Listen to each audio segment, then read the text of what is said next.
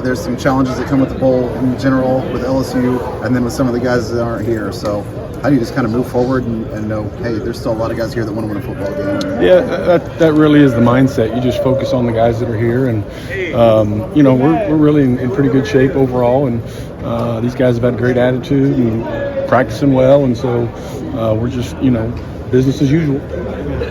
What about LSU? I mean, obviously, an athletic operation, and going to be a challenge for you guys, not only for linebackers, but on down the line. What specific things are you looking for from them? Well, the biggest thing is tackling the quarterback. Yeah. He just creates so much with his athleticism, and so we've worked a lot on that. Obviously, you got to make tackles in space. Tackling in general, I mean, their running backs are good players. Obviously, they got good skilled players everywhere, but I think it boils down to being able to tackle in space. And I know we're going to play hard, and our guys are going to run to the ball. It's a matter of then, being able to get these guys down. What have you seen specifically from those skilled players at Purdue? Their quarterback makes people miss. Yeah. Like he can stop and change direction as good as anybody. Obviously, he can run really well, and then their running backs are hard to bring down. They're low center of gravity, really hard runners, and you see some pretty good football players missing tackles or them breaking tackles against some really good football players. So talked a lot about that, and obviously emphasize it in practice, and then those habits have got to take over once we get to the game. When they have a dual threat quarterback, do you have to let your guys play on instinct a little bit and realize you can stay assignment heavy, but he's got the ability to take off and run, or throw behind you, whatever it might be? So yeah, it becomes option football. So you do have to be assignment sound, and you have to take care of what we like to say your 111th. And then once he starts running, then we've got to converge on the ball, and but he does create a lot of challenges that way as far as eye discipline and the things that they do with zone read and the different RPOs and those type of things.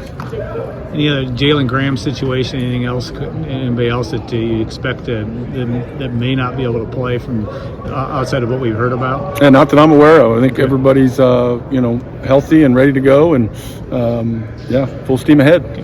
Which guys are you looking to maybe? Guys that maybe people haven't heard of yet, that might have a chance to play some snaps and make an impact in this game? Oh, I think the main thing will be, probably in the secondary.